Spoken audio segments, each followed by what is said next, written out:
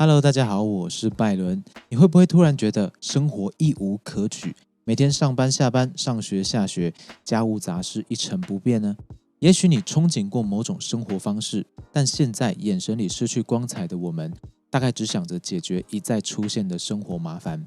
我们之所以失去光彩，眼神里面暗淡，其中一个原因是，我们对自己和未来都不再期待。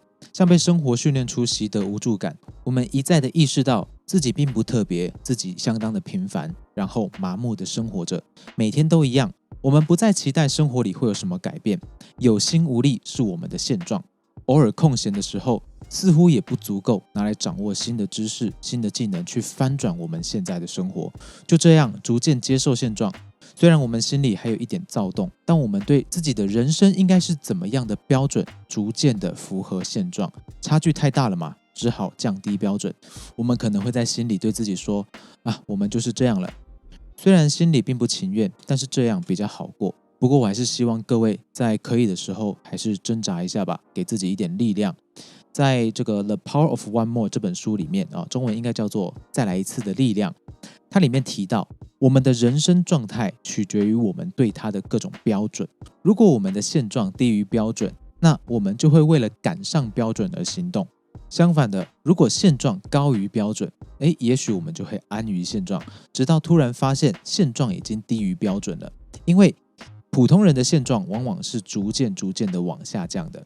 举个例子，比方说我们对自己的身体线条我们的标准其实不高，虽然想要更健美或苗条一点，但又觉得好像不用马上去安排锻炼和相应的饮食作息，这个就是安于现状。直到我们的体脂肪严重超标路人都用看奇观的眼神看我们，我们连走路一点都有困难，才会惊觉必须要赶快就医，或者是优先安排减脂行动。这个是发现我们的现状低于标准了。相反的，如果我们的标准太高，甚至错把越瘦越好这种错误的方向当成标准，严重一点可能会演变成厌食症之类的症状，这也绝对不是好事，它只会带来很多的焦虑和不好的行为，所以过犹不及啊。那么大多数人的标准其实就是普通的标准而已，但我们经过各种讯息的轰炸，市面认为的标准会逐渐变得很相似。这个时候，就算这些标准很异常，但你也不会觉得奇怪，你会隐约觉得好像要做到那个样子才是及格。事实上，我们个人的标准是如何，只有透过经历跟反省才会逐渐明朗。如果我们能够忍受现在的成就跟收入，那很有可能我们就会停滞在现在的能力水平以及相应的报酬。只有当我们不能够忍受现状之后，你才会产生较为强大的动力来尝试去改变现状，推动你的现状达到标准。我们前面提到，很多人是学到自己什么都做不到，才逐渐失去奋斗的动力，心底其实不甘于此，但又觉得无可奈何。我想可能是因为我们学到的标准太高了，而且我们想要一步到位。毕竟现在很多的媒体都在鼓吹年少要有成，赶快要成功，发财的时间超过1个晚上才达到都是太慢。不觉得这些标准相当可疑吗？我们听过太多掉下悬崖以后变成武林盟主，看对股票一夜变成股神，因为谁怎么样变成人生胜利组的这种童话故事，默默的也想要快一点取得庞大的成功。快速成功本身就是一个巨大的童话，你要说它是谎话也可以，不适合当做我们一般人的参考标准。大多数人的人生跟你我一样，都是辛苦而且缓慢的挣扎着，有很多不顺的事，很多不好的事会一直发生，一直扯我们的后腿。而在我们之中，如果有人怀抱不切实际的标准，而且认为就应该要一步登天、一步到位的那些人，他们就比较有可能会因为理想跟现实的差距太大而沉寂，甚至是走火入魔、走入邪道。那希望我们都不会走上这条路。一般来说，像我们这种想要做到些什么却感到无力的人还是比较多的，也是比较好解决的。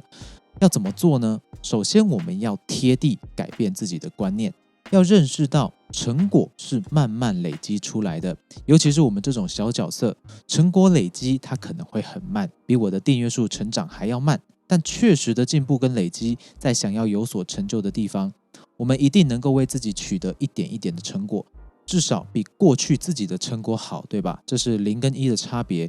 我们的可能性一直都在，并没有消失。不要放弃我们想要做到什么的想法。也许当时我们对标了不正常的参考标准，被影响，心里太急躁，但现在不一样了。你跟我都已经理解到，慢慢的前进，慢慢的累积才是正常的。然后将我们的标准设定在稍微高，而不会高到灵魂出窍的程度。